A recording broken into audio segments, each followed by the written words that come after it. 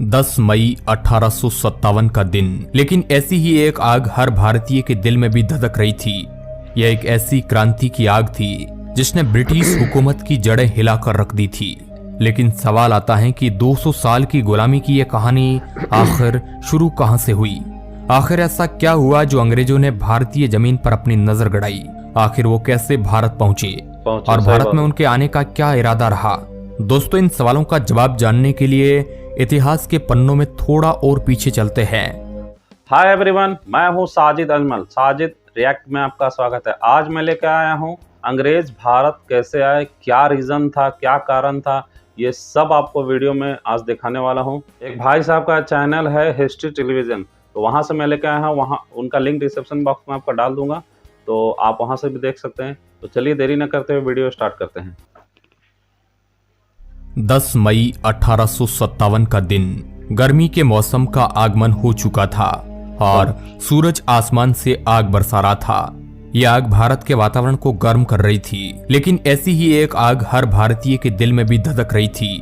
यह एक ऐसी क्रांति की आग थी जिसने ब्रिटिश हुकूमत की जड़ें हिलाकर रख दी थी। 10 मई को मेरठ छावनी से अंग्रेजों के खिलाफ भड़की विद्रोह की ज्वाला देखते ही देखते पूरे देश भर में फैल गई। मेरठ जो अंग्रेजों के लिए सबसे सुरक्षित जगह थी, वही विद्रोह शुरू हुआ। अंग्रेजों के जुल्मों का घड़ा भर चुका था और हर हिंदुस्तानी के जहन में बस एक ही ख्वाब था, वो थी आजादी। खैर, विद्रोह की इस धधकती गर्मी को भी अंग्रेज जल्दी ही ठंडा करने में कामयाब रहे और आजादी की यह आखिरी किरण ने भी धीमे धीमे दम तोड़ दिया। आगे की कहानी तो हर भारतीय पहले से ही जानता है, लेकिन सवाल आता है कि 200 साल की गुलामी की यह कहानी आखिर शुरू कहां से हुई। आखिर ऐसा क्या हुआ जो अंग्रेजों ने भारतीय जमीन पर अपनी नजर गड़ाई। आखिर वो कैसे भारत पहुंचे और भारत में उनके आने का क्या इरादा रहा। दोस्तों, इन सवालों का जवाब जानने के लिए इतिहास के पन्नों में थोड़ा और पीछे चलते हैं और गुलामी की दास्तान की शुरुआती जड़ों तक पहुंचते हैं। नमस्कार, मैं आपका दोस्त सुरेश सांचोरी और आप हिस्ट्री टेलीविजन यूट्यूब चैनल देख रहे हैं। ये कहानी शुरू होती है 24 अगस्त 1608 में, जब व्यापार के इरादे से अंग्रेजों ने सूरत बंदरगाह से पहली बार भारतीय सरजमीन पर अपना कदम रखा।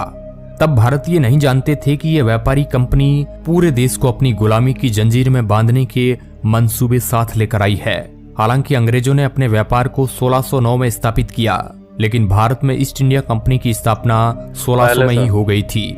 दक्षिण व दक्षिण पूर्व एशियाई राष्ट्रों के साथ व्यापार करने के लिए 1600 ईस्वी में जॉन वॉट्स और जॉन वाइट द्वारा ब्रिटिश जॉइंट स्टॉक कंपनी की स्थापना की थी।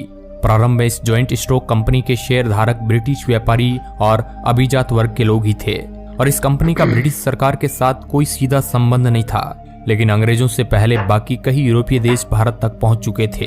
भारत यूरोपीय देशों के लिए सबसे प्रमुख व्यापारी केंद्र के रूप में सामने आ रहा था, जिसके बाद ब्रिटिशर्स के मन में भी भारत में व्यापार करने की ललक जाग उठी। कुल 7 वर्षों के इंतजार के बाद पहली बार अंग्रेजों को सूरत में कारखाना स्थापित करने की शाही अनुमति हासिल हो गई, जिसके बाद इन्हें ऐसी ही एक और अनुमति विजयनगर साम्राज्य से भी हासिल हुई, जिसके अनुसार ये व्यापार के लिए दूसरा कारखाना मद्रास में खोल सकते थे। व्यापार की शुरुआत होने के साथ ही सभी यूरोपीय देशों में यहाँ के मसालों के व्यापार पर अपना हक स्थापित करने की महत्वाकांक्षा बढ़ती चली गई, जिसके चलते आगे चलकर इन कंपनियों के बीच कई जंग भी हुई। खैर, अब तो ये तो हम जान गए कि ईस्ट इंडिया कंपनी भारत में कब आई, लेकिन सबसे पहले जरूरी सवाल तो ये आता है कि आखिर अंग्रेज भारत कैसे आए। इसके पीछे आखिर कौन सी पहेली छिपी हुई है। चलिए थोड़ा पीछे जानते हैं। इतिहास गवाह है कि वेस्टर्न कंट्रीज में एक समय ऐसा भी आया जब लोग दुनिया को एक्सप्लोर करने के उद्देश्य से जहाज लेकर समुद्र में चल पड़ते थे। ये वो दौर था जब पूरे विश्व का नक्शा बनकर तैयार नहीं हुआ था, इसलिए लोगों में विश्व को खोजने की होड़ मची हुई थी। तब यूरोपीय देशों को इस बात की खबर नहीं थी कि दुनिया के किसी कोने में भारतवर्ष भी अस्तित्व में है। धीरे धीरे यूरोपीय लोगों ने समुद्री यात्राएं शुरू की। शुरुआती दौर में लोगों की ये यात्राएं खजाने को लेकर थी।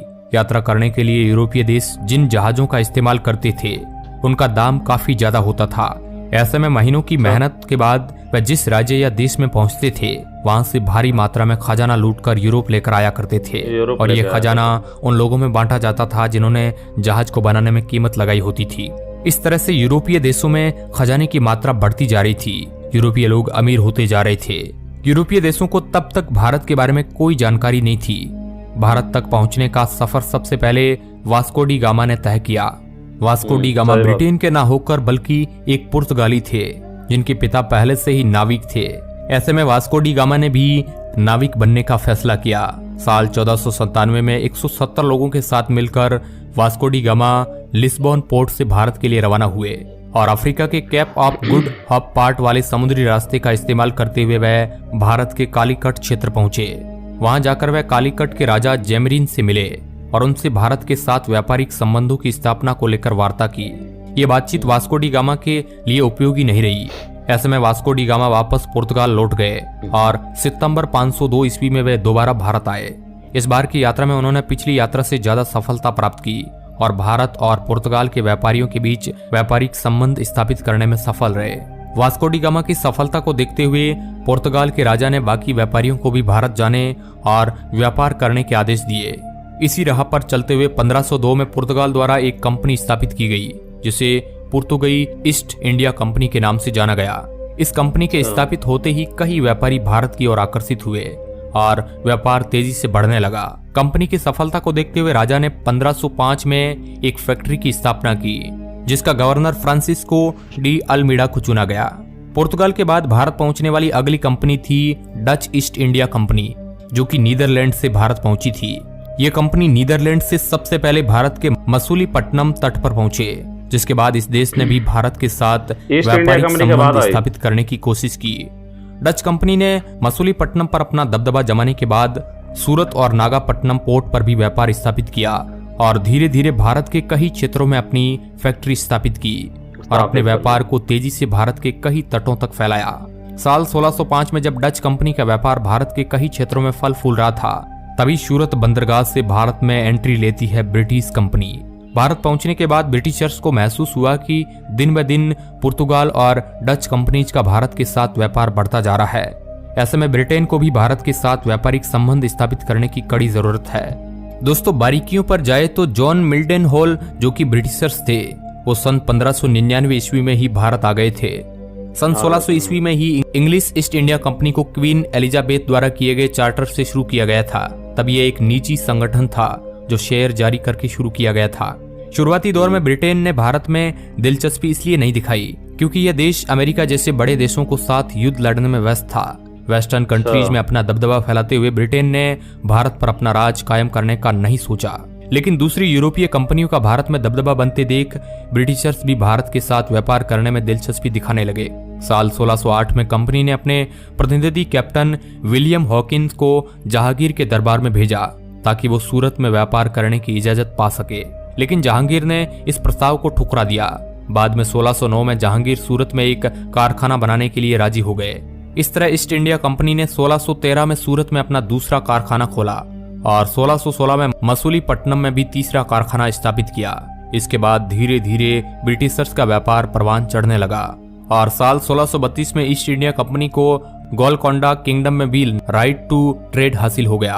ब्रिटेन के व्यापार की शुरुआत के साथ ही भारत आने वाली दूसरी व्यापारी कंपनी थी फ्रेंच ईस्ट इंडिया कंपनी, जिसने 1664 में व्यापार के इरादे से भारत में अपने कदम जमाए। दरअसल इस कंपनी को मुख्य रूप से फ्रांस के राजा किंग लुइस ने डच और ब्रिटिश कंपनी के साथ व्यापारिक प्रतिद्वंदिता करने के लिए स्थापित किया था और वो ऐसा करने में सफल भी रहे। भारत में व्यापार के लिए यूरोपीय कंपनियों की जैसे बाढ़ सी आ गई। कंपनियों की तादाद बढ़ने के साथ इन देशों के बीच उच्च स्तर पर प्रतिद्वंदिता भी शुरू हो गई। अपना दबदबा कायम करने के लिए और भारत पर अपना अधिकार जमाने के लिए इन व्यापारिक कंपनियों के बीच भी कई युद्ध लड़े गए, जिनसे आप बखूबी वाकिफ है। धीरे धीरे अंग्रेजों ने अपनी कूटनीति से दूसरी यूरोपीय व्यापारी कंपनियों को भारत से बाहर खदेड़ना शुरू कर दिया और भारत के पूर्वी और पश्चिमी तटीय क्षेत्रों में कई व्यापारिक संस्थाओं का विस्तार किया। कलकत्ता, बॉम्बे और मद्रास कुछ ऐसे नाम थे जहां अपना दबदबा बनाने के लिए ब्रिटिशर्स ने खास काम किया। साथ ही साथ उन्होंने ब्रिटिश संस्कृति को भी वहां पर विकसित किया। ब्रिटिशर्स मुख्य रूप से अपने व्यापारिक संस्थाओं का विस्तार किया। वह रेशम, नील, कपास, चाय और अफीम के व्यापार में काफी दिलचस्पी लेते थे। इस बात को तो आप जानते ही हैं। आगे इनके खिलाफ होने वाले विद्रोह भी इन्हीं प्रोडक्ट की खेती से संबंधित थे। शुरुआती दौर में अंग्रेजों का भारत को अपना गुलाम बनाने का कोई इरादा नहीं था, लेकिन व्यापार करते हुए उन्हें इस बात का आभास हुआ कि सामाजिक, राजनीतिक और आर्थिक रूप से भारत काफी अस्त व्यस्त है। लोगों में काफी भेदभाव व आपसी मतभेद है। इन्हीं कमियों को देखते हुए अंग्रेजों ने व्यापार के साथ साथ भारत पर शासन करने का सपना देखा और अपने सपने को साकार करने में सफल भी रहे। तो ये थी अंग्रेजों और सभी यूरोपीय कंपनियों के भारत में आगमन की कहानी। बस यहीं से शुरुआत हुई उस गुलामी की दास्तान की जिसने 200 सालों तक भारत के इतिहास को काला कर दिया। ये कहानी फिर कभी किसी और वीडियो में आपको सुनाएंगे। आज के वीडियो में बस इतना ही। अगर आप हिस्ट्री टेलीविजन पर सब्सक्राइब करके नहीं जुड़े हैं तो जरूर जुड़ जाइए। वीडियो के अंत तक बने रहने के लिए आपका बहुत बहुत धन्यवाद। तो ये था हमारे हिंदुस्तान में अंग्रेज कैसे आए, किस तरह से अपने बिजनेस फैलाया, यूरोपीय बिजनेस भी था इसमें। तो यही सब आपके लिए वीडियो लाता रहता हूँ, आपके हिस्ट्री दिखाते रहता हूँ। तो मिलते हैं नेक्स्ट वीडियो में। तो अगर आप वीडियो पर नए हैं तो लाइक शेयर सब्सक्राइब तीनों कर दें ताकि आपको नया नया वीडियो मिलता रहे। Thank you.